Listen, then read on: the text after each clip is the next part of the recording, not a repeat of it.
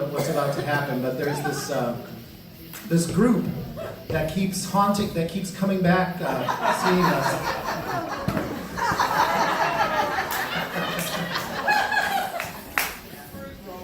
Fruit roll, very good. I like that. So if you haven't heard the news, this is what's going on in the world of the Tangelos sisters. As many of you know, people come and go in this group all the time. I mean, basically you got to be willing to, endure the road and your reputation. And so they were crippled because they didn't have enough people in the group. And then all of a sudden, out of nowhere, if you've been reading the news, here comes this woman emerging saying that she actually has DNA that ties to the Tangelos sisters. Now, this is in litigation. The truth is, she couldn't afford 23andMe, so she had 17andMe. So there's a margin of error here that we got to talk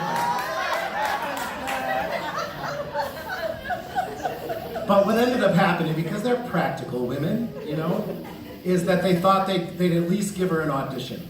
So they called her up and said, all right, we will meet you outside our rehearsal space, which, as you know, is at the Waffle House on I-40 And then an odd thing happened. They did a drive-by just to check her out to make sure she physically fit the group. They noticed that by adding her to the group, that would bring the average age down quite a bit.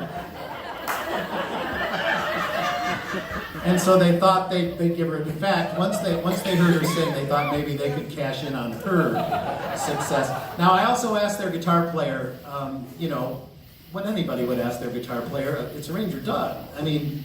So I asked him, why do you take this gig? But really, some quotes just stick in my heart. And he said, and I'm going to get this right, he said, for the money.